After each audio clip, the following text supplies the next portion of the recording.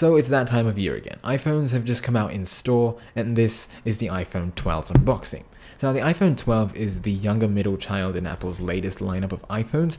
Right out the gates, this unboxing is different.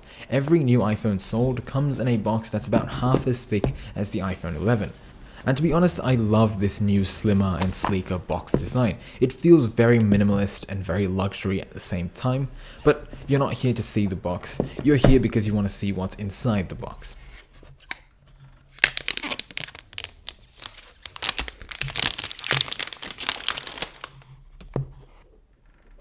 Now, opening up the box, we can find inside, oh my god, that iPhone looks so good.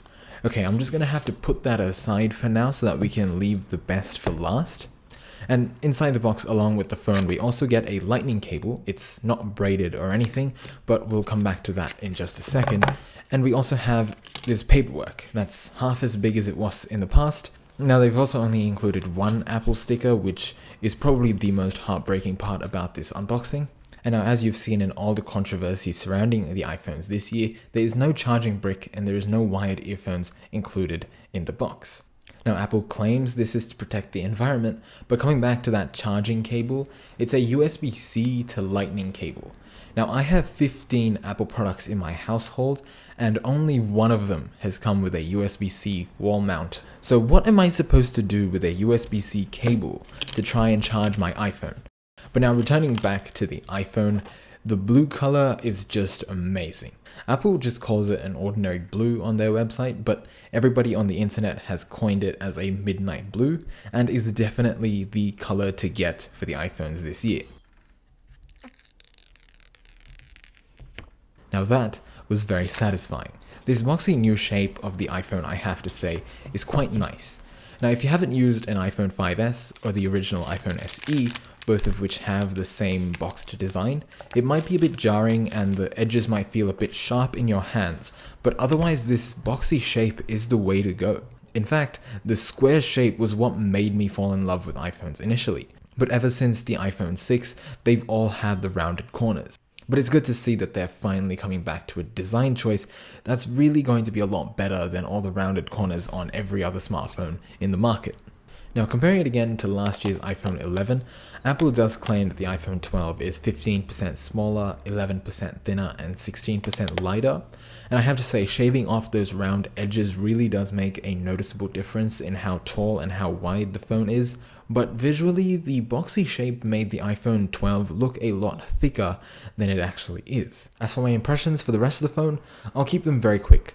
Apple has upgraded three main things: the camera with improved low light and photo capability, better performance with the all-new A14 Bionic and its 5nm processing, and all the new iPhones beginning with the iPhone mini all the way up to the iPhone 12 Pro Max have the exact same OLED panel, and they also all have 5G, so I guess that's 4 things that are new.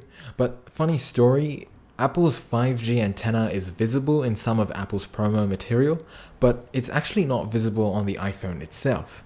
And when you check the back of the box, it does say that the iPhone 12 is 5G compatible, so I'm not sure where that antenna went, or if it was just something that was initially part of the design but Apple then scrapped, but no, that's just kind of funny. Now, people were disappointed that there was no 120 or even 90Hz refresh rates on the new iPhones, especially in 2020, where it seems to be a standard across all the latest smartphones coming out, where pretty much all of them have 120Hz, if not they at least have 90Hz as a baseline standard. Now, personally, I want to see some updates to Face ID. We've had the exact same Face ID system from the iPhone X, which was over 4 years ago. There's also the charging dilemma, and I understand where Apple is coming from in a bid to help protect the environment and help promote wireless charging with their all-new MagSafe systems, but their inclusion of a USB-C cable just added fuel to the fire and seems to go against everything they've been saying. The bottom line is that despite all these companies and people hating on Apple for doing this, in a couple years' time, those exact same companies are going to switch over and not include a charging brick in the box as well. And really, you can be angry all you want, but Apple has changed the system, and that's just how things are going to be now. regardless of whether you like it or not, so you might as well just go along with it. Anyway, that's it for the unboxing video. I hope you all enjoyed.